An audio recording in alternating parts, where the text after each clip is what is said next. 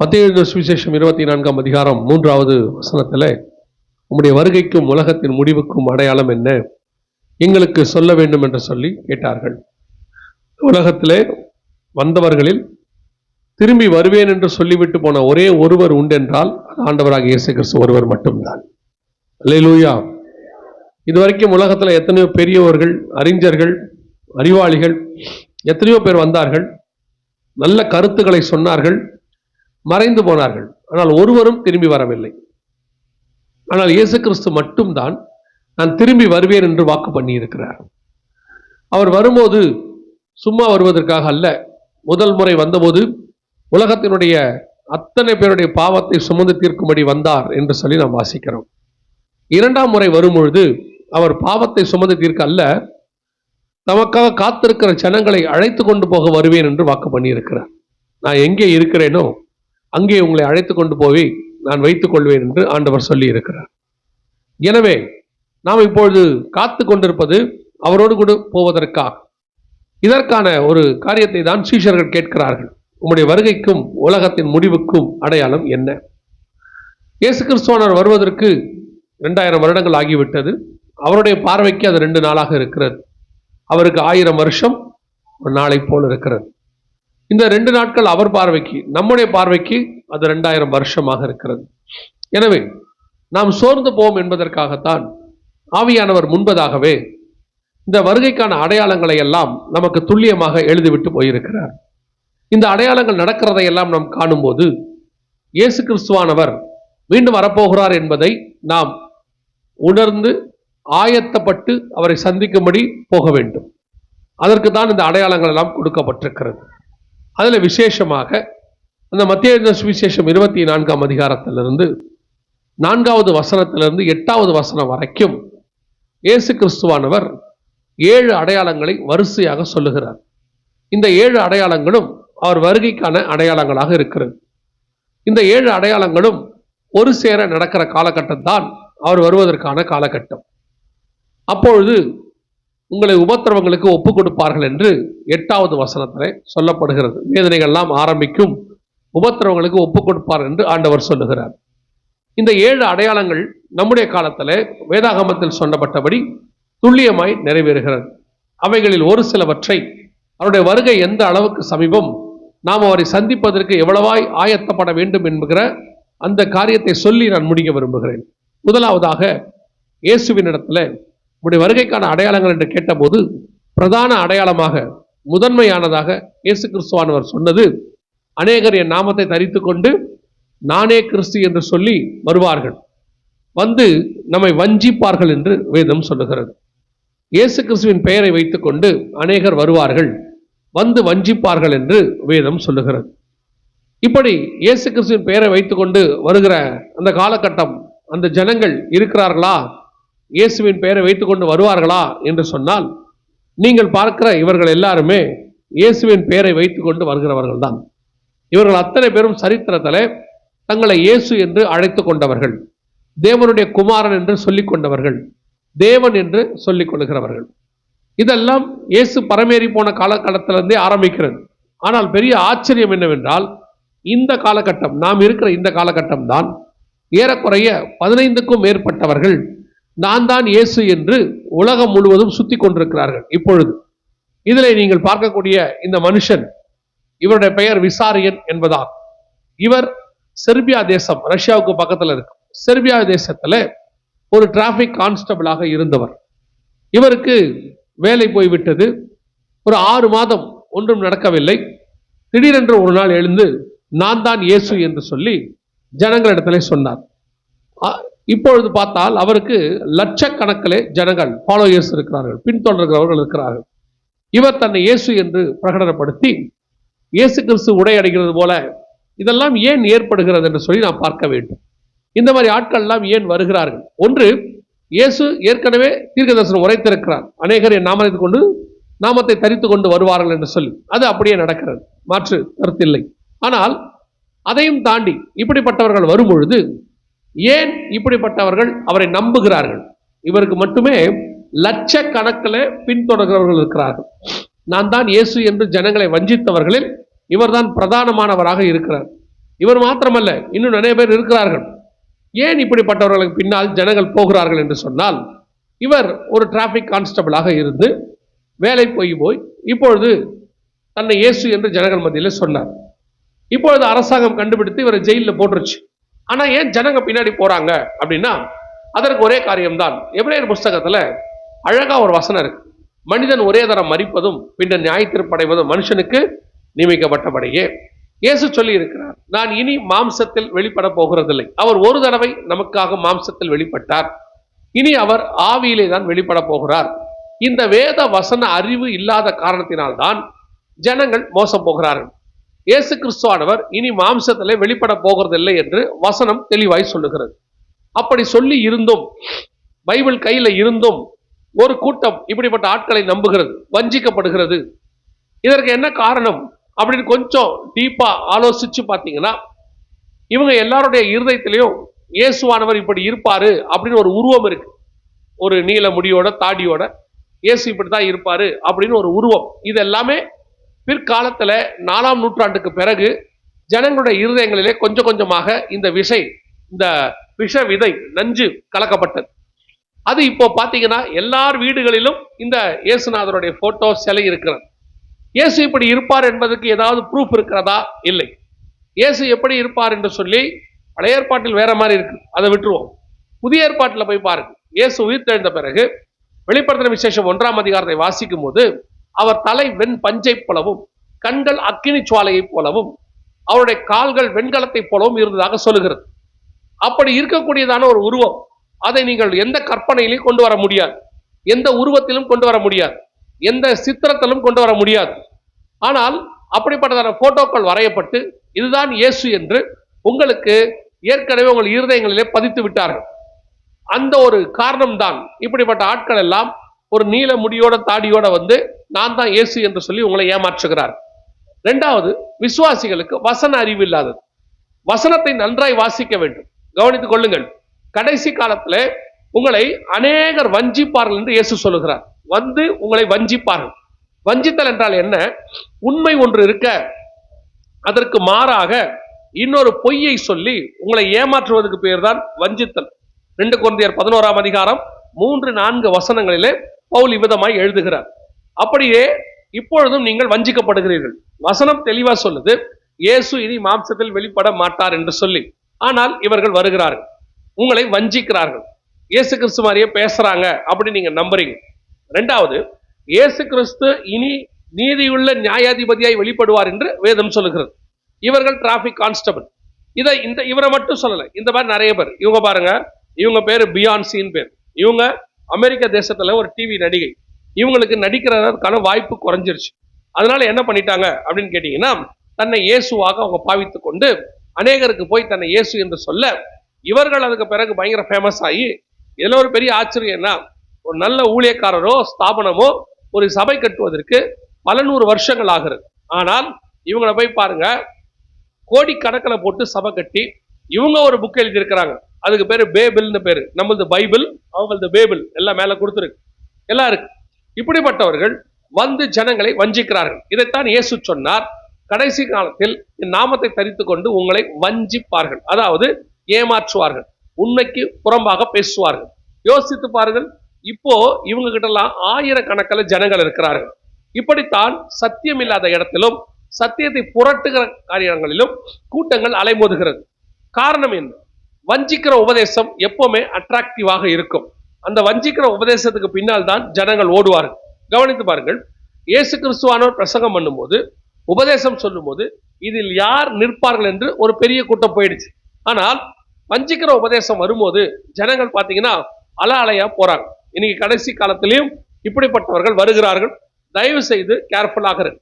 கடைசி காலத்துல இயேசுவின் நாமத்தை தரிச்சுக்கிட்டு நான் தான் இயேசுன்னு சொல்லி நிறைய பேர் வருவாங்க, வந்து உங்களை ஏமாத்துவாங்க. நல்லா புரிஞ்சு கொள்ளுங்க, மாம்சத்தில் இயேசு வரப்போகிறது இல்லை. எந்த ரூபத்துல யார் வந்து சொன்னாலும் என்ன செய்தாலும் அவர்கள் இயேசு கிடையாது. அது உங்களுக்கு இருதயத்தில் நல்லா பதிஞ்சிடணும். இன்னும் ஒரு வசனத்தை வாசிங்க. அதே மத்தேயு சுவிசேஷம் 24ஆம் அதிகாரம் 24வது வசனத்தை வாசி.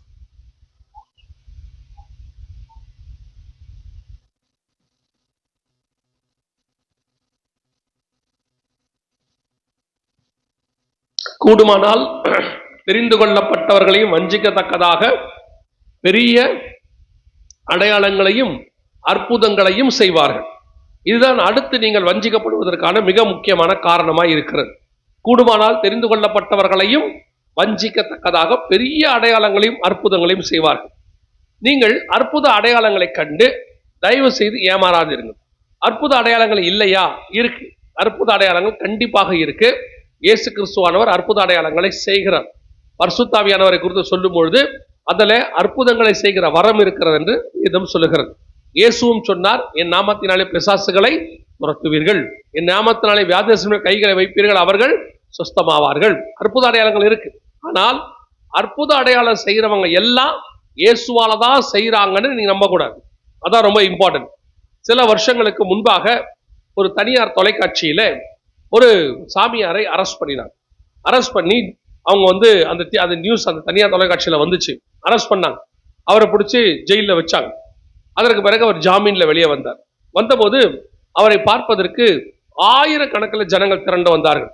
அப்போ அந்த தனியார் தொலைக்காட்சி அந்த ஜனங்களை போய் பேட்டி எடுக்குது. ஏன் இவருக்கு பின்னாடி வரீங்க, இவர் மேல இவ்வளவு கேஸ் இருக்குது, நிரூபணமா இருக்கு அப்படின்னு உடனே அந்த அம்மா சொன்னது எனக்கு இன்னும் ஞாபகத்தில் இருக்குது. அந்த அம்மா சொன்னாங்க, யார் என்ன சொன்னாலும் எனக்கு கவலை இல்லை, எனக்கு 6 வயசுல இருந்து ஆஸ்மா இருந்துச்சு, இவர்கிட்ட வந்த எனக்கு சுகமாச்சு, எனவே நான் நம்புவேன் அப்படின்னாங்க. இதுதான் கடைசி காலத்தில் வஞ்சிக்கிற அற்புத அடையாளங்கள், உங்களை ஏமாற்றுகிற அற்புத அடையாளங்கள் நிறைய நடக்கும். நீங்க நினைச்சுக்கிட்டு இருக்கிறீங்க தேவனுடைய ஊழியக்காரர்கள் மட்டும்தான் அற்புத அடையாளங்களை செய்வார்கள் என்று சொல்லி. வேதம் சொல்லுகிறது, வெளிப்படுத்தின விசேஷம் 16ஆம் அதிகாரம் 13வது வசனத்துல 14வது வசனத்துல பிசாசுகளும் அற்புதங்களை செய்யும் என்று வேதம் சொல்லுகிறது. வலு சர்ப்பத்தின் வாயிலும் மிருகத்தின் வாயிலும் கள்ள தீர்க்கதரிசியின் வாயிலும் இருந்து தவளைகளுக்கு ஒப்பான 3 அசுத்தாவிகள் புறப்பட்டு வர கண்டேன், அவைகள் அற்புதங்களை செய்கிற பிசாசின் ஆவிகள் என்று வேதம் சொல்லுகிறது. கடைசி காலத்துல அற்புத அடையாளங்களினால் உங்களை வஞ்சிப்பார்கள், அற்புத அடையாளங்களை கொண்டு உங்களை ஏமாற்றுவார்கள் என்று இயேசு தெளிவாய் சொல்லி இருக்கிறார். தயவு செய்து அற்புத அடையாளங்களுக்கு பின்னால் ஓடாதிருங்கள். அற்புத அடையாளங்கள் யாருக்கு தெரியுமா? மார்க் 16:16 சொல்கிறது, அவர் அற்புதங்களினாலும் அடையாளங்களினாலும் வேத வாக்கியத்தை உறுதிப்படுத்தினார் என்று சொல்லி. இந்த அற்புத அடையாளம் நடக்கும்போது கர்த்தருடைய வசனம் உண்மை என்பதை நீங்கள் புரிந்து கொள்ள வேண்டும். அற்புத அடையாளம் இன்னும் யாருக்கு? தேவனை அறியாதவர்களுக்கு. ஆண்டவரை அறியாமல் இயேசுவை விசுவாசிக்காதவர்கள் விசுவாசிப்பதற்கு அந்த அற்புத அடையாளங்கள் ஏதுவாய் இருக்கிறது. ஒரு குஷ்டரோகி சுகமாகிறார், இயேசுவை நோக்கி ஓடி வருகிறார். ஒரு கண் தெரியாதவருக்கு கண் தெரிகிறது, இயேசுக்கு பின்னால் அவர் புறப்பட்டு வந்து விடுகிறார். ஒரு லாசருவை கர்த்தர் உயிரோடு கூட எழுப்புகிறார், ஒரு கிராமம் ரட்சிக்கப்படுகிறது. இந்த அற்புத அடையாளங்களினாலே இயேசு அவருடையதான வேத வாக்கியத்தையும் ரட்சிப்புக்கு ஏதுவான காரியங்களை நடப்பிக்கிறார். ஆனா இன்னைக்கு அற்புத அடையாளங்களை நீங்கள் ஏன் பார்க்கிற விசுவாசிகள், நீங்கள் இயேசுவை ஏற்றுக்கொண்டு பல வருஷங்களாக சபைக்கு வருகிறவர்கள், நீங்கள் நல்ல வேத வாசிக்கிறவர்கள், அப்படி இருக்கும்போது நீங்கள் அற்புத அடையாளங்களுக்கு பின்னால் ஓடுகிறீர்கள். ஒரு எவாஞ்சலிஸ்ட் மீட்டிங் வச்சா உடனடியா நீங்க அத்தனை பேரும் ஓடிடுறீங்க. ஓடி போய் எதுக்காக போறீங்க? அற்புத அடையாளத்துக்கு போறீங்க. எவாஞ்சலிஸ்டோட மீட்டிங் யாருக்கு? இயேசுவை அறியாதவர்களுக்கு. அப்ப நீங்க போறீங்கன்னா என்ன பண்ணுங்க, இயேசுவை அறியாத ஒருத்தரை கூட கூட்டிட்டு போங்க. அந்த மீட்டிங் கூட்டிட்டு போய் அவரை உட்கார வச்சு அந்த செய்தியை கேட்க வைங்க. அப்படி அவர் ரட்சிக்கப்பட்டால் அதை உங்கள் கணக்கிலே கர்த்தர் வைத்துக் கொள்வார். அதுக்குதான் நீங்க அந்த எவாஞ்சலிஸ்ட் மீட்டிங்க்கு போனோம். சுவிசேஷ கூட்டங்களுக்கு நீங்கள் ஏன் போகிறீர்கள்? அங்கே உங்களுக்கு என்ன இருக்கிறது? நீங்க தான் விசுவாசியாச்சே. ஒருவேளை இப்ப நீங்க கேட்கலாம், அப்ப விசுவாசிகளுக்கு அற்புத அடையாளம் கிடையாதா?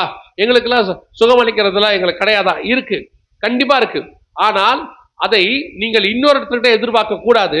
வேதம் சொல்லுகிறது, நீங்களே அற்புத அடையாளங்களை செய்கிறவர்களாய் மாற வேண்டும்.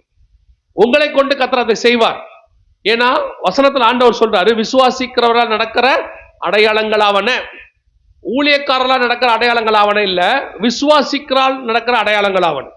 நீங்களே அற்புத அடையாளங்களை செய்யறவங்களா மாறணும்.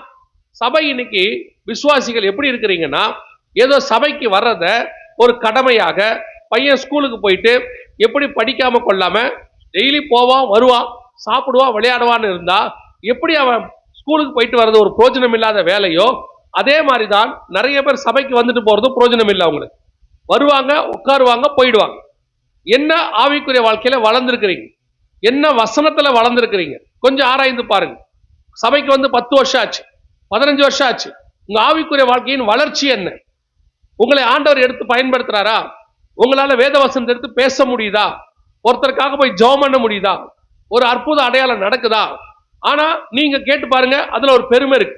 100 வருஷத்து சபை, 50 வருஷத்து சபை, நாங்க அதுல ஆரம்பத்துல இருந்த மெம்பர். என்ன அதுல பிரயோஜனம்? எத்தனை வருஷம் படிச்சாலும் பையன் பாஸ் பண்ணாதான் அதுக்கு பெருமை.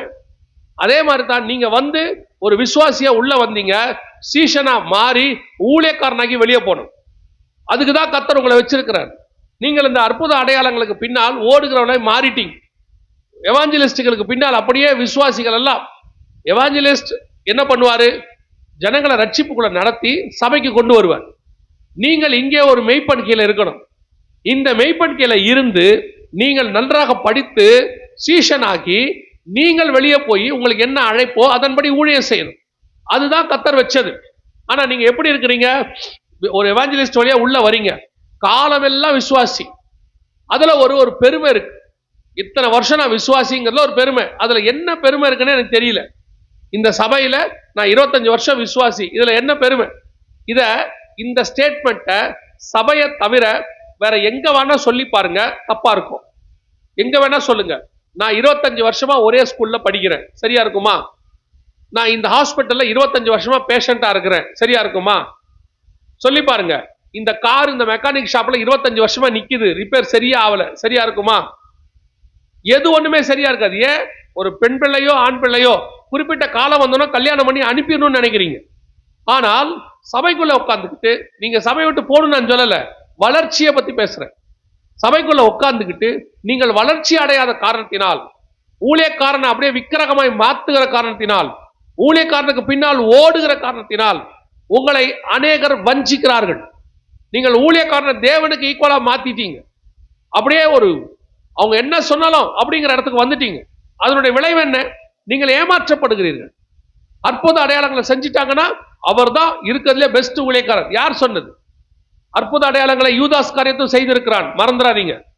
யூதாஸ் காரியத்து போய் அற்புத அடையாளங்களை செஞ்சுட்டு வந்தான். வேதம் சொல்லுகிறது திருடன் என்று சொல்லி. நான் எந்த ஊழியரையும் குறை சொல்லணும்னு உங்களுக்கு சொல்லல. நீங்கள் ஊழியர்களை விக்கிரகமாய் மாத்தாது. ஊழியக்காரனுக்கு மதிப்பு கொடுங்க, வேணானே சொல்லல.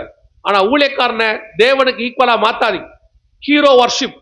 இன்னைக்கு காலத்துல ஊழியக்காரனை எப்படி சினிமா ரசிகர்கள் கதாநாயகனை பார்க்கிற மாதிரி பார்க்கறாங்களோ, ஒரு அரசியல் தலைவர்களை தொண்டர்கள் எப்படி பார்க்கறாங்களோ அந்த மாதிரி நீங்க ஊழியக்காரனை பார்க்க தொடங்கிட்டீங்க. அதனுடைய விளைவு என்ன? வஞ்சிக்கப்படுகிறீர்கள். அவர்கள் இழுத்த இழுப்புக்கெல்லாம் ஓடுறீங்க. அவங்க ஏதாவது 2 அற்புதம் செஞ்சிட்டாங்க, ஒரு தீர்க்க தரிசனம் சொல்லிட்டாங்கன்னா உங்களுக்கு அவ்வளவுதான். அதுல வேற ஐயா என்ன சொன்னாரோ அதுபடிதான் கேட்டு நாங்க செய்வோம். இல்ல, தேவன் என்ன சொன்னாரோ அதன்படிதான் நீங்க கேட்டு செய்யணும். பைபிள் என்ன சொல்லுதோ அதன்படிதான் செய்யணும்.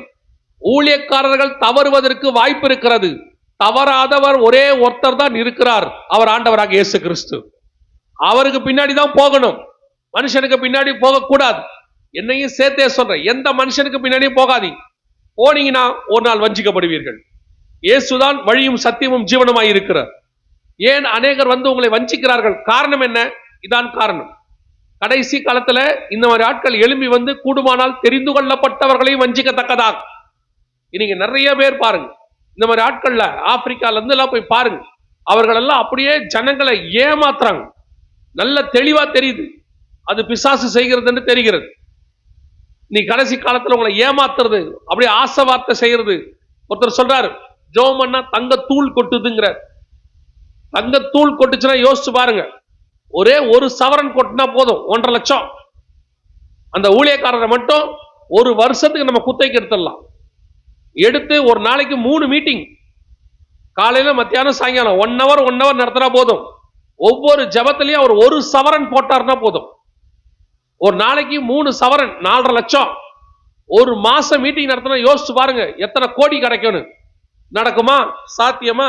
இன்னைக்கு கடைசி காலத்துல இதெல்லாம் வஞ்சிக்கிற உபதேசம். உன் பர்ஸ்ல பணம் வருது, உன் பல்லு வந்து தங்கமா மாறுது, உன் அக்கவுண்ட்ல பணம் வருது, இதெல்லாம் கேட்டு ஏமாறாதிருங்கள். ஆண்டவர் குறுக்கு வழியில் ஆசீர்வதிக்கிற ஆண்டவர் கிடையாது. ஒரு டாக்ஸ் கட்டணும்னு கேட்கிறாங்க, இயேசு கிறிஸ்து போய் மீன் வாயை தான் பார்க்க சொன்னார். உடனே இயேசு சொல்லல, உன் பாக்கெட்ல கை விடு பணம் வரும் கொண்டு போய் குடுன்னு சொல்லல. ஆண்டவர் தெளிவா சொல்றாரு, போய் மீன் வைத்த மீன் வாயப்பாரு, அங்க ஒரு வெள்ளி பணம் இருக்கும், அதை கொண்டு போய் கட்டுங்கிறார். ஆண்டவர் சட்ட திட்டத்தோடு கூட சிலம்பம் பண்ணுகிறவர். சட்டத்தை மீறி எதுவும் பண்ண மாட்டார். கடைசி காலத்துல இப்படிப்பட்ட வஞ்சிக்கிறவர்கள் அநேகர் வந்திருக்கிறார்கள். இன்னும் அதிகமாகும். திருப்பி சொல்றேன், கூடுமானால் தெரிந்து கொள்ளப்பட்டவர்களையும் வஞ்சிக்கத்தக்கதாக இன்னும் அதிகமாகும். இன்னும் அப்படிப்பட்டவர்கள் எழும்புவார்கள். மட்டும் மனசுல நல்லா வச்சுக்கொள்ளுங்க, அற்புத அடையாளங்களை கண்டு ஏமாறாதிருங்கள். ஊழியக்காரனை மதிப்பு கொடுங்க. ஆனா அவங்க சொல்றதெல்லாம் வேத வாக்கு கிடையாது. அவங்க வேதத்திலிருந்து எடுத்து போதிக்கிறார்கள். ஆராய்ந்து பார்த்து நலமானதை பிடித்துக் கொள்ளுங்கள். இயேசு தெளிவா சொல்றார், ஆராய்ந்து பார்த்து நலமானதை பிடித்துக் கொள்ளுங்கள். அவ்வளவுதான். அது தீர்க்க தரிசனமோ அல்லது போதகமோ அல்லது சுவிசேஷமோ அல்லது செய்தியோ எது வேணா இருக்கட்டும், அற்புத அடையாளங்களோ எது நடந்தாலும் இது தேவன் செய்கிறாரா, தேவனிடத்திலிருந்து வருகிறதா, அது ரொம்ப முக்கியம்.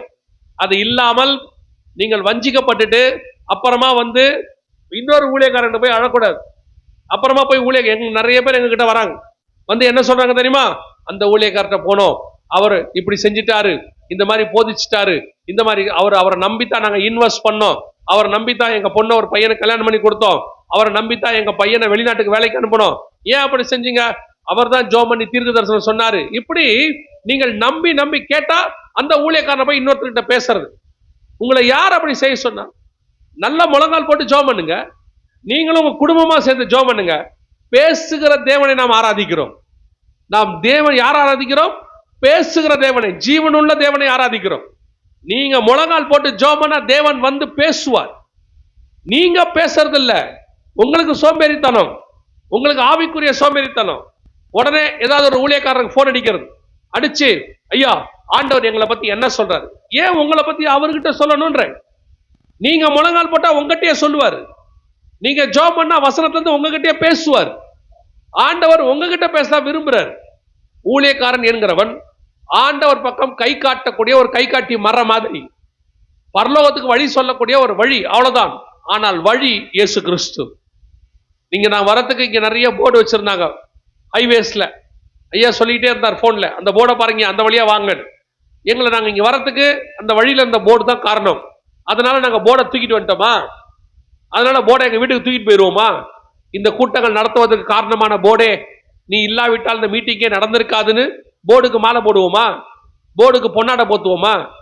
அந்த போர்டுக்கு ஒரு மரியாதை இருக்கு. எல்லார்ட்டையும் சொல்லுவோம், அங்க ஒரு போர்டு இருக்கும், அதை பாருங்க, கரெக்டா அதை கொண்டு போய் விட்டுருன்னு சொல்லுவோம். அவ்வளவுதான் அதுக்கு மரியாதை. அதே மரியாதை தான் ஊழியக்காரனுக்கும். நீங்கள் போய் தலையில தூக்கி வச்சு ஆடி, கடைசி காலத்துல வஞ்சிக்கிறவர்கள் வந்திருக்கிறார்கள். நீங்கள் வசனத்தையும் படிக்கிறது இல்ல, நீங்க நல்ல ஜெபமும் பண்றது இல்ல, அப்புறம் ஊழியக்காரன் சொல்றது அப்படியே வேதவாக்கா எடுத்துக்கிறது. அதனுடைய விளைவு என்ன? கடைசியா ஏமாற்றப்பட்டு நிற்கிறீர்கள். அநேகருடைய வாழ்க்கை அப்படி இருக்கிறது. நான் எல்லா ஊழியக்காரர்களையும் கெட்டவங்கன்னு சொல்லல, கெட்டவங்களோ நல்லவங்களோ அத்தனை பேர் என்னை பொறுத்தவரைக்கும் எல்லாருமே நல்லவங்க தான். அவங்களை கெடுக்கிறது விசுவாசி தான். நீங்க தான் போய் சும்மா இருக்கிற ஊழியக்காரரை தீர்க்க தரிசனம் சொல்லுங்க, எங்களுக்கு ஆண்டவர் என்ன சொல்றாரு சொல்லுங்கன்னு கேட்கறீங்க. அந்த ஊழியக்காரர் உண்மையிலேயே எந்த தீர்க்க தரிசனமும் ஆண்டவர் சொல்லல அப்படின்னு சொன்னா ஒத்துக்கவும் மாட்டீங்க. வந்து உடனே எல்லார்கிட்டையும் சொல்லிடுறீங்க, அந்த ஊழியக்காரருக்கு பவரே இல்லை, போய் கேட்டா ஒண்ணுமே சொல்லல, அவர் ரொம்ப வேஸ்ட்ன்றீங்க. அதுக்கப்புறம் யாருமே அவரை மீட்டிங் கூப்பிட மாட்டான். அப்புறம் அவர் என்ன பண்றாரு, இப்படியே இருந்தா நம்ம பொழப்பு நடக்காதுன்னு அவரும் 2 தீர்க்க சொல்லி வைக்கிறார். அப்பதான் நீங்களும் நம்புறீங்க. நல்ல கல்யாணம் ஆகி எத்தனை வருஷம் ஆச்சுன்னு கேட்கிறாரு. இப்பதான் கல்யாணம் ஆகி 6 மாசம் ஆகுது, அடுத்த வருஷம் கர்த்தர் குமாரனை தருவார். இது அவர் சொல்ல வேண்டாம், தானா நடக்கும். அப்புறம் குழந்தை பிறந்தோம் நீங்களே போய் சொல்றீங்க, போன வருஷம் நீங்க சொன்னீங்க இல்லையா, அதே மாதிரி இந்த வருஷம் கர்த்தர் குழந்தையை கொடுத்துட்டார். இப்ப அவர் தீர்க்கதரிசி ஆயிட்டார். இதுதான் உங்ககிட்ட இருக்கிற பிரச்சனை. நான் உங்களை ஏதோ குற்றப்படுத்துற நினைச்சுக்காதீங்க, ஏமாறாதிருங்கள்னு தான் சொல்றேன். ஆண்டவர் தெளிவா சொல்றார், புறாக்களை போல கபடற்றவர்களாய் இருங்கள், சர்ப்பத்தை போல வினா உள்ளவர்களாயும் இருங்கள். கடைசி இயேசு சொன்ன அடையாளங்களை பிரதானமானது, அநேகர் வந்து என் நாமத்தை தரித்து கொண்டு உங்களை வஞ்சிப்பார்கள் என்று வேதம் சொல்லுது. சோ வஞ்சிக்கப்படுகிற உபதேசங்கள் நிறைய ஆயிடுச்சு. இப்போ முந்தியெல்லாம் எங்களுக்கெல்லாம் வஞ்சிக்கமான உபதேசம் வரணும்னா ஒரு 35 வருஷத்துக்கு முன்னாடி வரணும்னா ஒண்ணு எங்க சர்ச்சில் யாராவது வந்து பேசினாதான் உண்டு, இல்லைன்னா வீடுகளுக்கு 2 பேரா வருவாங்க. கள்ளோபதேசக்காரங்க வந்து ஏதாவது சொல்லுவாங்க, இயேசு கிறிஸ்து தெய்வம் கிடையாது, யெகோவா மட்டும்தான் தெய்வம்பாங்க. இன்னொரு குரூப் வரும், இயேசு மட்டும்தான் தெய்வம், பிதாவாகிய தேவன் கிடையாதும்பாங்க. இப்படி கள்ளோபதேசக்காரங்க வருவாங்க. ஆனா இப்ப அப்படி இல்லை. உங்க கையில போன் இருக்கு, போன்ல எல்லாம் இருக்கு. வாட்ஸ்அப்ல இருந்து, யூடியூப்ல இருந்து, பேஸ்புக்ல இருந்து, இன்ஸ்டால இருந்து எல்லாம் இருக்கு. கள்ளோபதேசம் எல்லா பக்கமும் வருது. இனி நீங்கள் தான் உங்களை பத்திரமாய் பாதுகாத்துக் கொள்ள வேண்டும். உங்களை பாதுகாத்துக் கொள்றதுக்கு பிரதானமானது நீங்கள் வேத வசனத்திலே தேறினவர்களாய் இருக்கணும். நல்ல வசனம் படிக்கணும். பெராயா பட்டணத்தார் தெசலோனிக்கேயர் எல்லாம் என்ன பண்ணாங்களாம்? வசனத்தை என்ன பண்ணாங்களாம்? ஆராய்ந்து பார்த்தார்கள். அதே மாதிரி சகல பிரஸ்தாபத்தை பார்க்கலாம் கர்த்தர் வேத வாக்கியத்தை உறுதிப்படுத்தி இருக்கிறார். உங்க கையில இருக்கிற பைபிள் பவர்ஃபுல். உங்க கையில உள்ள வார்த்தை, கர்த்தர் கொடுத்த வார்த்தை உலகத்தை ஜெயிக்கிற வார்த்தை. இதுக்கு முன்னாடி ராஜாக்கள் தோத்து இருக்கிறாங்க. இந்த வார்த்தைக்கு முன்னாடி எத்தனையோ சாம்ராஜ்யங்கள் அழிஞ்சிருக்குது. இந்த வார்த்தைக்கு முன்னாடி எத்தனையோ கம்யூனிசம், நாசிசம் எல்லாம் காணாம இருக்குது. இந்த வார்த்தைக்கு முன்னாடி ராஜாக்கள், ராஜகுமாரத்திகள், செல்வந்தர்கள் எல்லாம் காணாம இருக்கிறாங்க. ஆனால் இந்த வார்த்தை இன்னும் நிலையாய் நிற்கிறது. அந்த வார்த்தை உங்க கையில இருக்கு. தயவு செய்து அந்த வார்த்தையை நல்லா படிங்க, நல்லா வாசிங்க, குறையில்லாதபடி. அதுதான் உங்களை பாதுகாக்கும். எவ்வளவோ கள்ளோபதேசங்கள் கடந்து வந்திருக்கிறோம், எத்தனையோ காரியங்களை கிராஸ் பண்ணியிருக்கிறோம். அத்தனை விஷயத்திலையும் எங்களை பத்திரமா பாதுகாத்தது ஒண்ணு கர்த்தருடைய கிருபை, ரெண்டாவது இந்த வார்த்தை. அதை நல்ல தெளிவா படிங்க, போதும், அது உங்களை பாதுகாக்கும். அல்லேலூயா. நான் சொல்றது கொஞ்சம் கடினமாக இருக்கும், உங்கள் நலனுக்காக தான் அதை சொல்லுகிறேன். ஏன்னா கடைசி காலத்துல முந்தியெல்லாம் பாத்தீங்கன்னா இயேசு கிறிஸ்து கூட 12 சீஷர்கள் இருந்தாங்க. 12 சீஷர்கள்ல 11 பேர் நல்லவன், ஒருத்தன் தான் திருடன். இப்போ சீஷர்கள்ல 11 திருடன், ஒருத்தன் தான் நல்லவன். அதனால உங்களுக்கு கண்டுபிடிக்கிறது கஷ்டம். அதை கண்டுபிடிக்கணும்னா நீங்க வேத வாசிச்சாதான் முடியும், நீங்க ஜோமனாதான் முடியும். இல்லைன்னா ஏமாந்து போவீர்கள். ஏமாந்துட்டு ஆண்டவர்கிட்ட போய், ஆண்டவரே என்னை இவர்கள் ஏமாத்தி விட்டார்கள் அழுதா ஆண்டவர் என்ன செய்வார்? ஆண்டவர் சொல்வார், பைபிளை கொடுத்துருக்கேன், பரிசுத்த ஆவி கொடுத்துருக்கேன், சபை கொடுத்துருக்கேன், இதெல்லாம் விட்டுட்டு நீ மூணாவதா இன்னொரு ஆள்கிட்ட போனீங்கன்னா அதுக்கு நான் என்ன பண்ண முடியும்னு கேட்பார். தயவு செய்து இதை ஒரு ஆலோசனையா எடுத்துக்கொள்ளுங்க. டெய்லி நல்ல பைபிள் வாசிங்க, நல்ல ஜெபம் பண்ணுங்க, உங்களுக்கு கொடுக்கப்பட்ட சபைக்கு போங்க. அது போதும். கர்த்தர் உங்களை பரலோகத்துக்கு கொண்டு போக போதுமானவராய் இருக்கிறார். அல்லேலூயா. சிலர்லாம் அந்த அளப்புண்டு திரிவாங்க, அங்க போகணும், இங்க போகணும், அதை பண்ணணும், இதை பண்ணணும் அப்படின்னு. அப்படியே பரபரன்னு அலையாதீங்க. உங்க பையனை ஒரு ஸ்கூல்ல சேர்த்தீங்க, தேவைப்பட்டா ஒரு டியூஷனை படிக்க வச்சிங்க, அது போதும் நீங்க நினைக்கிறீங்க. அதே மாதிரி தான் ஒரு சர்ச்சில் இருங்க, தேவைப்பட்டா நல்ல ஒரு ஆவிக்குரிய சத்தியம் சொல்றவங்கள தெரிஞ்சு கொள்ளுங்க, அந்த சத்தியத்தை கேளுங்க, போதும், பரலோகத்துக்கு போயிடலாம். சிலருக்குலாம் தமிழ்ல படிச்சா பத்தாது, அவங்களுக்கு உடனே கிரீக்ல படிக்கணும், கிரீக்ல படிச்சா பத்தாது, ஹீப்ரூல படிக்கணும். எல்லாம் போய் நீங்க மொழி படிக்கிறத நான் குற்றம்னு சொல்லல, தமிழை முதல்ல படிச்சிருங்க, இதுல உள்ளதை முதல்ல நல்லா படிச்சிருங்க. இந்த வேத வசனத்தை நல்லா தியானிச்சு இதுல நீங்க தரோவாகி இதுல உபதேசத்துல ஸ்ட்ராங் ஆயிட்டீங்கன்னா அதுக்கப்புறம் யாரும் உங்களை எதுவும் செய்ய முடியாது. அல்லேலூயா. முதலாவதாக இயேசு சொன்னார், அநேகர் நாமத்தை தரித்துக் கொண்டு நானே கிறிஸ்து என்று சொல்லி உங்களை வஞ்சிப்பார்கள். இரண்டாவது 6வது வசனம் வாசிங்க.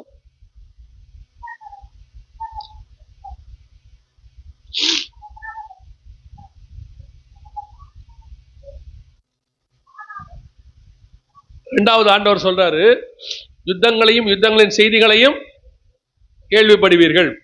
எந்த யுத்தத்தை இயேசு சொல்லுகிறார்?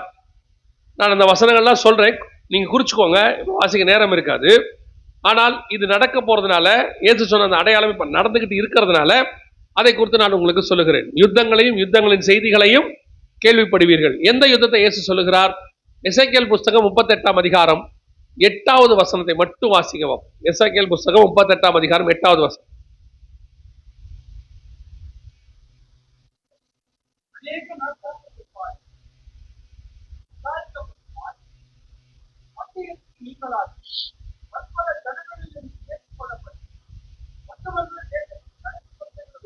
கடைசி வருஷங்களிலே நீ வருவாயின்னு ஒரு யுத்தம் இருக்கு.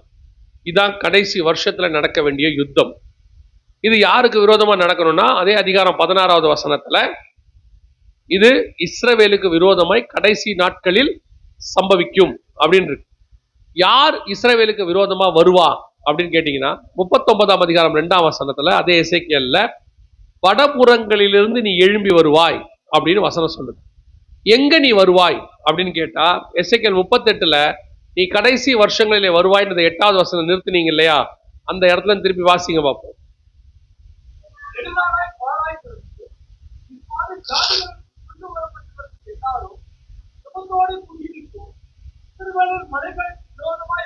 ரொம்ப தெளிவா ஆண்டவர் எழுதுறாரு, கடைசி நாட்கள்ல வருவ, இஸ்ரவேலுக்கு விரோதமா வருவ, இஸ்ரவேல்ல இருக்கிற மலைகளுக்கு விரோதமா வருவ. எங்கிருந்து வருவ?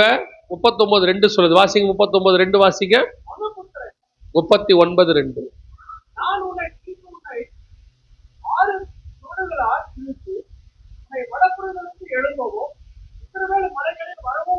இந்த வசனம் ரொம்ப தெளிவா சொல்லுது. இந்த யுத்தம் கடைசி நாட்கள் நடக்கணும், இஸ்ரவேலுக்கு விரோதமா நடக்கணும், இஸ்ரவேலுடைய மலையில நடக்கணும். அந்த யுத்தம் வடபுறத்துல இருந்து வர ஒரு ஆள் தான் அதை ஸ்டார்ட் பண்ணணும், நடத்தணும் அப்படின்னு இருக்கு. இந்த யுத்தம் எதை பத்தி சொல்லுது, எந்த காலகட்டத்துக்குரியது அப்படின்னு பாத்தீங்கன்னா கவனிங்க. இதுதான் அந்த யுத்தம். இந்த யுத்தம் கடந்த 2023 அக்டோபர் மாசம் 7ஆம் தேதி ஆரம்பிச்சிச்சு. இஸ்ரவேல் தேசத்துல ஆரம்பிச்சது.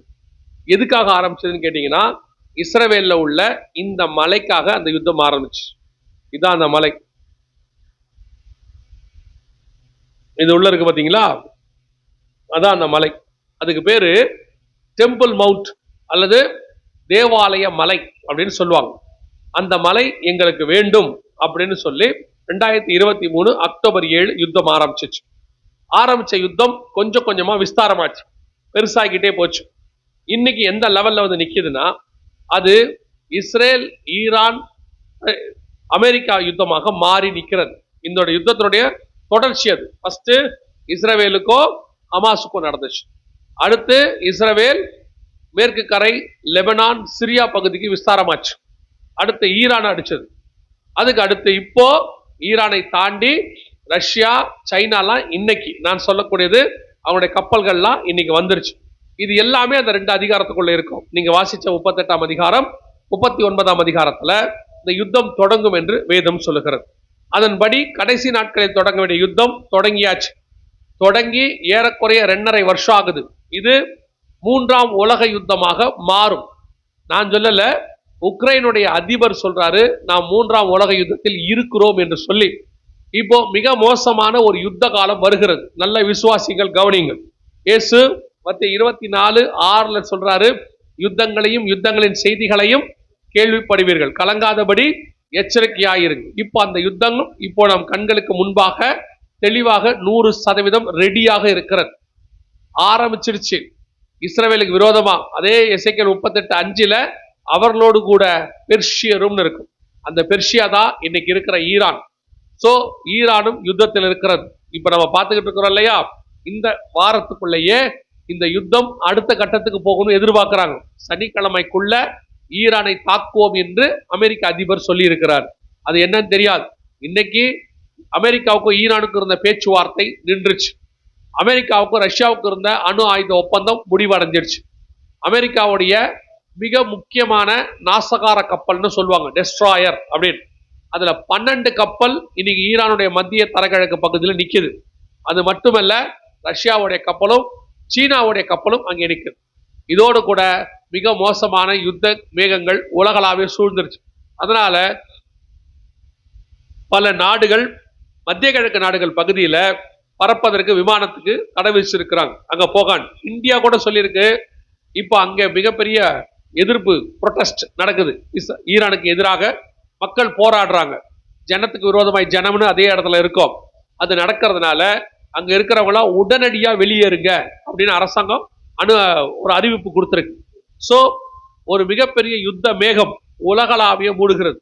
எல்லா நாடுகளும் இந்த யுத்தத்தை எதிர்பார்க்குது. இதுதான் எசேக்கியேல் 38-39 சொன்ன மாக்கோகு யுத்தம் அப்படிம்பாங்க. நாம இத 3ஆம் உலக யுத்தம்னு சொல்லலாம். இந்த யுத்தம் மிகப்பெரிய உயிர் சேதத்தை ஏற்படுத்தும் அப்படின்னு சொல்லி விளாடிமிர் புதின் ரஷ்ய அதிபர் சொல்றாரு. இது மிகப்பெரியதான தாக்கத்தை, 500 கோடி பேர் வரைக்கும் கொல்லப்படுவார்கள் என்று முன்னாள் அமெரிக்க அதிபர் இவர் சொல்றாரு. இதுக்கு முன்னாடி டொனால்ட் ட்ரம்புக்கு முன்னாடி ஒருத்தர் இருந்தார், அவர் சொல்றாரு, ஜோ பைடன் சொல்றாரு. சோ இப்படி ஒவ்வொருத்தரும் மிகப்பெரிய உயிர் சேதம் வரும் அப்படின்னு சொல்றாங்க. ஒரு பெரிய விஞ்ஞானி இருந்தார், சயின்டிஸ்ட், இப்ப இல்ல, அவரு ஆல்பர்ட் ஐன்ஸ்டைன் சொல்லி.